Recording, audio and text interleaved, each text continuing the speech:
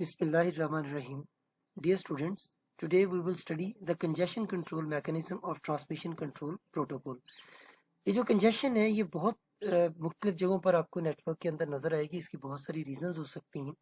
Congestion है क्या कि जब नेटवर्क के ऊपर बहुत ज्यादा डाटा सेंड हो रहा होता है, ट्रेवल हो रहा होता है, तो इसको कंट्रोल कैसे किया जाए, क्योंकि कोई भी डिवाइस हमारे पास ऐसी नहीं होती कि जिसके बफर्स हमारे पास अनलिमिटेड हो। तो ये डाटा को अगर हम स्टोर एंड फॉरवर्ड कर रहे हैं, अगर हम उसकी क्यू बना रहे हैं मुख्तलिफ डिवाइसेस के ऊपर, तो तब भी कंजेशन आ जाती है। इस कंजेशन की वजह से हमारे पैकेट्स हैं वो लॉस्ट होना स्टार्ट हो जाते हैं। ये फ्लो कंट्रोल से थोड़ा डिफरेंट होता है, क्योंकि flow control end to end nodes के अंदर होता है कि जो सेंडर है और जो रिसीवर है वो अपनी स्पीड्स को मैच कर लें।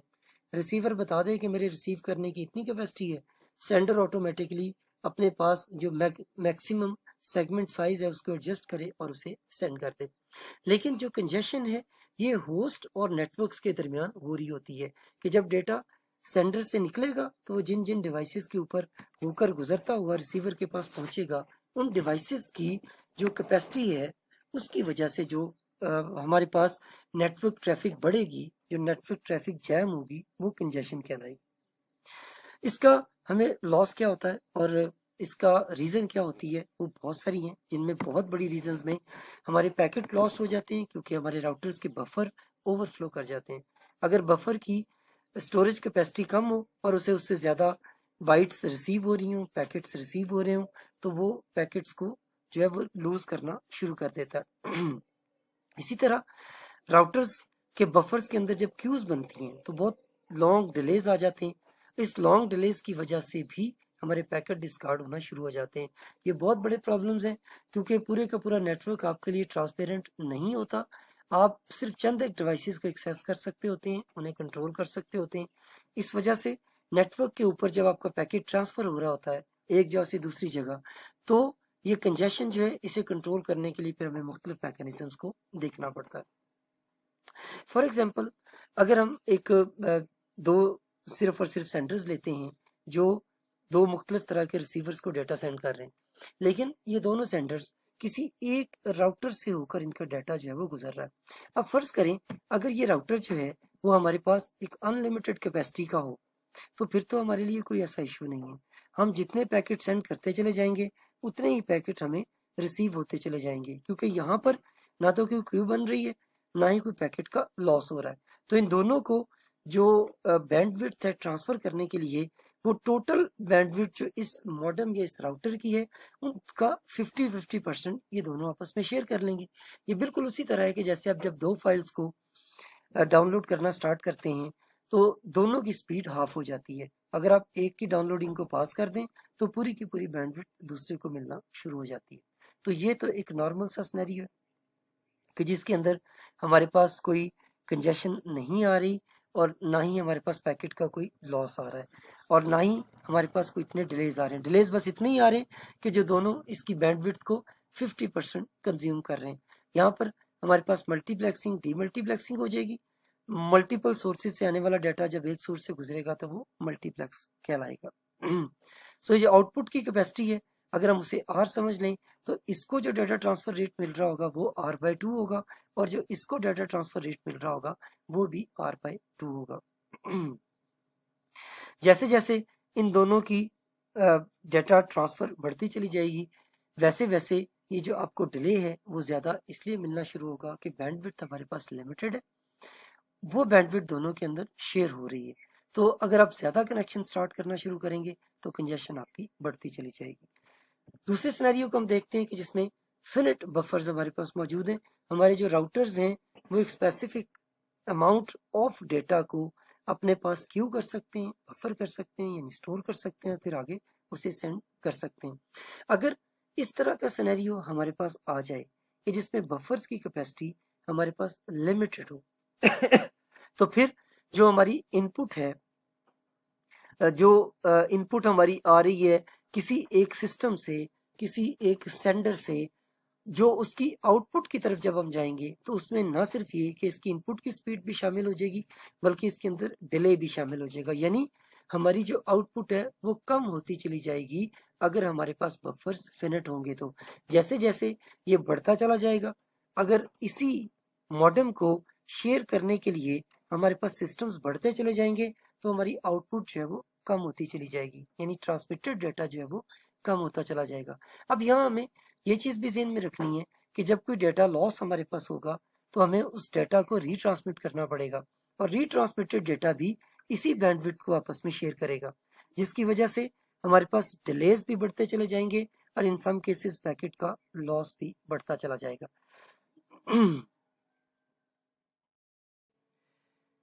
जी, तो अगर हमारे पास एक राउटर हो जिसके बफर्स की कैपेसिटी लिमिटेड हो तो सेंडर को डेटा भी सेंड करना है, और अगर टाइम आउट पैकेट कोई हो जाता है तो फिर उसको रिट्रांसमिट भी करना है।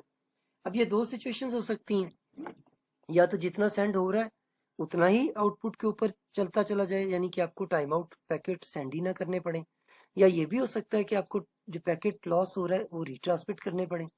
अगर रिट्रांसमिट करने पड़ेंगे तो बाज दफा ये भी होता है कि अगर आपने 4 पैकेट सेंड किए हैं डेटा के और आपको उसकी रिट्रांसमिशन 16 दफा करनी पड़ जाए, तो बार बार आप सेंड कर रहे हैं लेकिन वो रिसीवर के पास नहीं पहुंच रहा, तो इस वजह से जो रिट्रांसमिशन है वो आपकी इनपुट के बराबर भी हो सकती हैं और उससे ज्यादा भी हो सकती हैं। अब हम इन सीन्स को एक एक करके डिस्कस करते हैं कि हम सबसे पहले आइडियल सीन को डिस्कस करते हैं कि सेंडर सिर्फ तब डेटा को सेंड करता है जब उसे पता हो कि बफर फ्री अवेलेबल है, वरना वो डेटा को सेंड ही नहीं करता। ये एक आइडियल सिचुएशन है कि वो नजर रखे अपने राउटर के ऊपर कि कब वो बफर उसके फ्री होते हैं, और जब बफर फ्री हो तो तब वो डेटा को सेंड करे। तो इस सिचुएशन में जो डेटा की डुप्लीकेट कॉपी होगी वो उसे दोबारा सेंड करने की जरूरत नहीं पड़ेगी, क्योंकि बफर के अंदर फ्री स्पेस अवेलेबल है, तो पैकेट लॉस हो ही नहीं रहा। इस वजह से जो डाटा सेंड हो रहा है वही डाटा जो है पूरे का पूरा आउटपुट के ऊपर अपीयर हो रहा है। लेकिन ये एक आइडियल सिनेरियो है, ऐसे होता नहीं है। इसके अंदर आपकी जो इनपुट है वही आपको आउटपुट के ऊपर मिल रही है। अगर एक राउटर को दो सिस्टम शेयर कर रहे हैं, होस्ट ए और होस्ट बी, दोनों को उसकी 50% कैपेसिटी जो है वो अवेलेबल है। लेकिन पैकेट जो है वो जरूरी नहीं है कि प्रॉपरली पहुंचे, पैकेट लॉस हो सकता है और सेंडर को रीट्रांसमिट भी करना पड़ते हैं पैकेट्स। तो उसके लिए फिर क्या किया जाता है ट्रांसपोर्ट लेयर पर कि जो भी डेटा आप सेंड कर रहे हैं उसकी कॉपी अपने पास रख लेते हैं, जो ओरिजिनल डेटा है उसे हम सेंड कर देते हैं। अगर वो पैकेट लॉस्ट आ जाए हमारे पास तो हम उसकी कॉपी के अंदर से दोबारा उसकी अगली कॉपी भेज देते हैं, और ये सीन इसी तरीके से चलता चला जाता है कि अगर फर्ज करें ये जो पैकेट हमने अब भेजा है ये डिले के साथ पहुंचा है, इतना डिले कि वो पैकेट डिस्कार्ड हो गया, तो फिर इसी कॉपी से हम उसके और पैकेट्स भी जो है वो सेंड करते चले जाएंगे।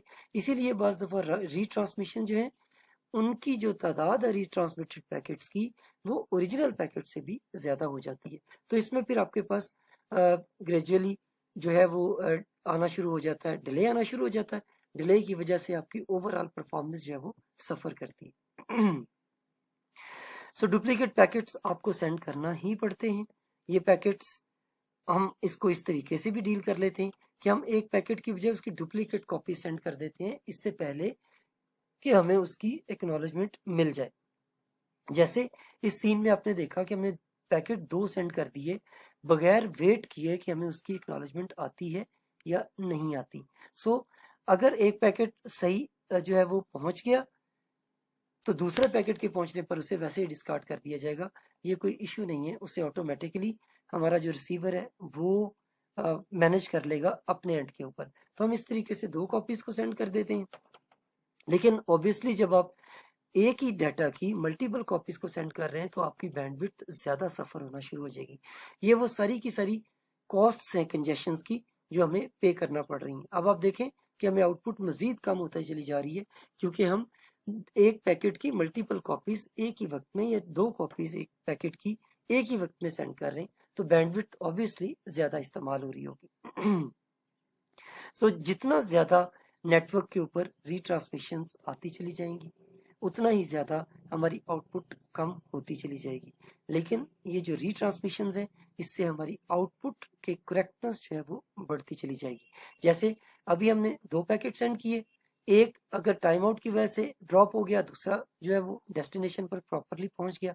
अगर हम इसकी बजाय 3 भेजते तो मजीद हमारे पैकेट्स के पहुंचना इंश्योर हो जाता कि अगर एक ड्रॉप भी हो जाता है, एक टाइम आउट हो जाता है, एक पैकेट लॉस हो जाता है, फिर भी हमारा पैकेट जो है, अगर हमने 4 कॉपीज भेजी हूँ उस सूरत में हमारी मजीद आउटपुट जो है वो बेहतर होती चली जाएगी। लेकिन जैसे जैसे हम मल्टीपल कॉपीज सेंड करेंगे आपकी आउटपुट कम होती चली जाएगी और यही कंजेशन की कॉस्ट है जो हमें पे करना पड़ती है। यहाँ 4 सेंडर्स के साथ चेक करें, होस्ट है हमारे पास ABCD, कैसे आपस में डेटा सेंड कर रहे हैं, तो कहाँ कहाँ पर इसकी कंजेशन जो है वो आपको आती चली जाएंगी। इसमें मल्टी पाथ्स आपके पास अवेलेबल है कि एक जो होस्ट है वो जब डेटा सेंड करता है तो वो एक पाथ से नहीं सेंड करता, वो मल्टीपल पाथ से सेंड करता है। जब वो मल्टीपल पाथ से सेंड करेगा तो मल्टीपल पैकेट सेंड करेगा या एक ही पैकेट की मल्टीपल कॉपीज सेंड करेगा। और ये कॉपीज जब डेस्टिनेशन पर पहुंचेंगी तो इसमें भी देखा जाएगा कि टाइम आउट किस राउट के ऊपर हो गया, कहाँ से टाइमली जो है वो पैकेट जो है पहुंच चुके हैं। जहां से हमारे पास डिले आ रहा होगा वो पैकेट्स को डिस्कार्ड कर दिया जाएगा। तो जब मल्टीपल पाथ्स हम लेंगे यहाँ से, जैसे होस्ट है एक रेड पाथ से डेटा सेंड कर रहा है और एक वो ये इस पर्पल पाथ से डेटा को सेंड कर रहा है, लेकिन पर्पल का पाथ डिफरेंट राउटर्स में से होके गुजर रहा है जबकि रेड डिफरेंट में से होके गुजर रहा है। तो जहां से पैकेट इस होस्ट सी के पास पहले प्रॉपरली पहुंच जाएंगे वो दूसरे वाले पाथ को वैसे ही डिस्कार्ड कर देगा और उस पाथ से आने वाले पैकेट्स को भी डिस्कार्ड कर सकता है। लेकिन इसके अंदर हमारी बैंडविड्थ मजीद सफर करेगी कि जब वो मल्टीपल पाथ से डेटा सेंड हो रहा है तो जाहिर बात है हमारी बैंडविड्थ डिस्ट्रीब्यूट होकर तो पैकेट्स को सेंड करने के लिए यूटिलाइज हो रही है। अब हम इसकी दो अप्रोचेस जो है वो यूज कर सकते हैं कंजेशन को कंट्रोल करने के लिए। एक हमारी एंड टू एंड कंजेशन है और एक नेटवर्क असिस्टेड कंजेशन है। एंड टू एंड में सिर्फ ये है कि होस्ट सेंडर और रिसीवर जो है वो आपस में कम्युनिकेट कर रहे हैं, जबकि नेटवर्क के ऊपर से किसी किस्म की फीडबैक नहीं आ रही कि क्या नेटवर्क के ऊपर भी कंजेशन हो रही है या नहीं हो रही। सो कंजेशन की कंट्रोलिंग जो है वो सिर्फ एंड सिस्टम पर हो रही है। लेकिन नेटवर्क असिस्टेड कंजेशन में आपके राउटर भी इसके अंदर बाकायदा इन्वॉल्व होते हैं, वो भी बताते हैं अपने नेबरिंग राउटर्स को कि कंजेशन हो गई है जिसके ऊपर पैकेट का लॉस आ रहा है। इसके लिए मल्टीपल बिट्स इस्तेमाल की जाती हैं, सिंक्रोनाइजेशन की बिट्स हैं, TCP की एक्नॉलेजमेंट की बिट्स हैं, जो इसकी एसिंक्रोनस ट्रांसफर मोड की बिट्स हैं, ये तमाम चीजें यूज की जाती हैं। तो हम कंजेशन को एंड टू एंड भी कंट्रोल कर सकते हैं और हम कंजेशन को नेटवर्क के ऊपर नेटवर्क के डिवाइसेस को इस्तेमाल करके भी यूज कर सकते हैं। So end to end congestion हम TCP पे यूज कर रहे हैं, जबकि जो नेटवर्क असिस्टेंट हमारी कंजेशन कंट्रोल है वो हम इससे नेक्स्ट लेयर के ऊपर जाकर देखेंगे कि नेटवर्क लेयर किस तरीके से इसको कंट्रोल करती है। इसके बाद हम इसका कंजेशन को कंट्रोल करने का मैकेनिज्म देखेंगे। अभी तो सिर्फ हम ये देख रहे हैं कि हम इस कंजेशन को अवॉइड कैसे कर सकते हैं और इस कंजेशन की हमें कॉस्ट क्या क्या पे करनी पड़ सकती है। सो इसकी कंजेशन कंट्रोल के लिए बहुत ज्यादा मैकेनिज्म्स अवेलेबल नहीं है। ये बहुत बड़े प्रॉब्लम्स हैं नेटवर्क के ऊपर जिन्हें शायद अभी भी एड्रेस किया जाना बाकी है। कुछ मेथड्स हमारे पास जो अवेलेबल हैं उनको हम लोग डिस्कस कर लेंगे। इसमें एक सिंपल सा मेथड जिसे हम इस बुक में डिस्कस करेंगे वो है कंजेशन विंडो का, कि कंजेशन विंडो जो है वो एक इंट्रोड्यूस करवा दी जाती है। जो राउटर हैं वो अपने नेबरिंग राउटर को, प्रीवियस राउटर को बता देते हैं कि वो कितनी बाइट्स को हैंडल कर सकते हैं। ये जितनी बाइट्स को वो हैंडल कर रहे हैं इसका जो साइज है ये एक्चुअली कंजेशन विंडो का साइज कहलाता है। हम करते क्या है कि हम इनिशियल डेटा सेंड करना शुरू करते हैं सिर्फ एक सेगमेंट से, यानी हमारा जो मैक्सिमम सेगमेंट साइज होता है वो से 1 MB है, 1 किलोबाइट है, या कोई भी यूनिट रख लिया जाता है। अगर जो पैकेट सेंड किया गया है वो पैकेट प्रॉपरली पहुंच जाए वहां पर रिसीवर के पास, यानी नोड में से गुजर जाए, तो हम इस कंजेशन विंडो का साइज बढ़ा देते हैं। और ये कैसे बढ़ा देते हैं, इसे हम एडिटिव इंक्रीज कहते हैं। एडिटिव इंक्रीज से मुराद क्या है कि अगर 1 हमने उसका मैक्सिमम सेगमेंट साइज रखा हुआ है, हमारा पैकेट लॉस नहीं हुआ, हम उसे 2 कर देंगे। फिर हमारा जो है वो पैकेट लॉस नहीं हुआ, 2 पैकेट्स इकट्ठे भेजे हमने, वो भी हमारे पहुंच गए, हम उसका साइज 3 कर देंगे, हम उसका साइज 4 कर देंगे। एडिटिव इंक्रीज उसके अंदर करते चले जाएंगे कि हर एक पैकेट के सेंडिंग के बाद अगर वो प्रॉपर सेंड हो गया तो हम उसके अंदर 1 MB इंक्रीज कर देंगे। 1 MB means 1 MSS, 1 maximum segment size.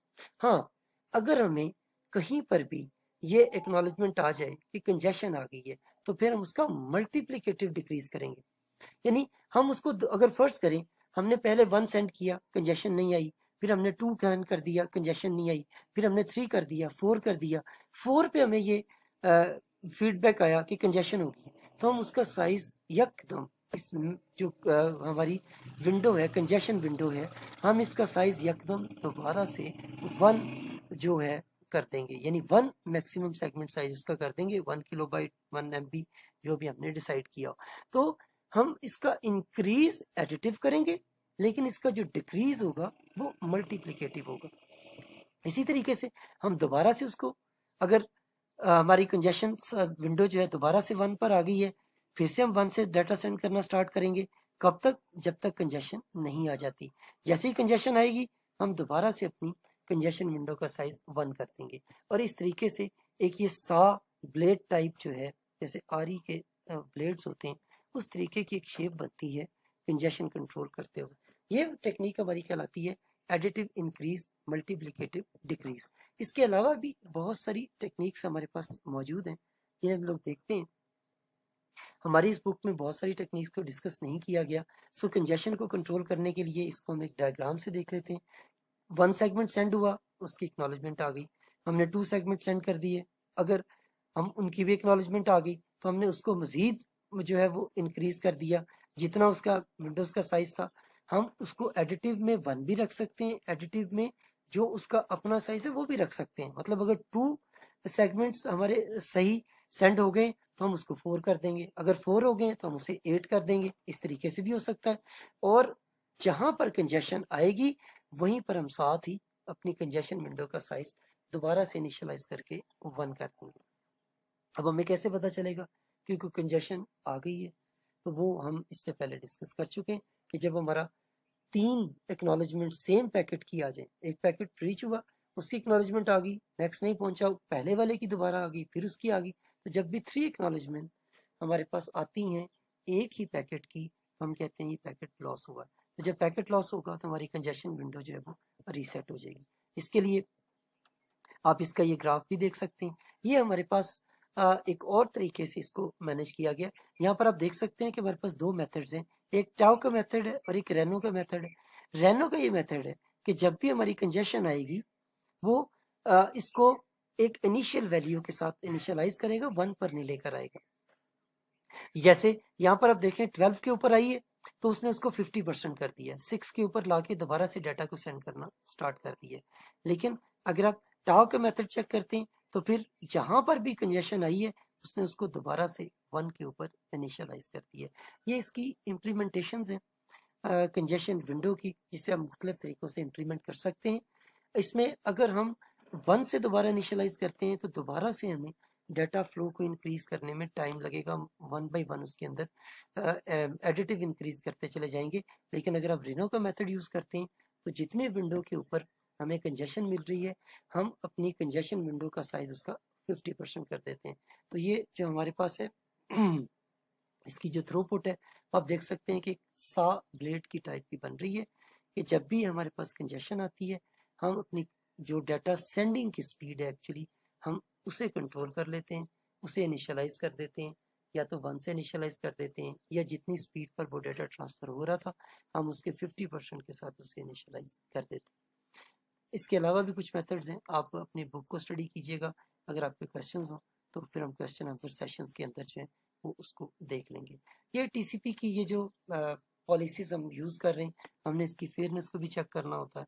ये फेयर इसलिए होती है कि जितने भी डाटा ट्रांसफर करने की डिवाइसेस अटैच होती हैं, मीन्स जितने होस्ट होते हैं, उन सब के लिए हम सेम पॉलिसी यूज कर रहे होते हैं। इस वजह से ये पॉलिसी जो है ये फेयर भी होती है। सो कंजेशन को हम अवॉइड कर सकते हैं, कंजेशन को हम खत्म नहीं कर सकते। पैकेट लॉस हमारा आना ही आना है अपने इस कंजेशन की वजह से। तो हम इस सिनेरियो से खुद को दोबारा से फॉल्ट टॉलरेंट की तरफ तो लेके जा सकते हैं, लेकिन हम इसको टोटली खत्म नहीं कर सकते। सो टीसीपी के अंदर भी और यूडीपी के अंदर चूंकि हमें ये इशू नहीं होता कि हमें लाजमी हर पैकेट जो है वो डेस्टिनेशन तक पहुंचाना है, इसलिए उसकी पॉलिसीज थोड़ी सी डिफरेंट होती हैं।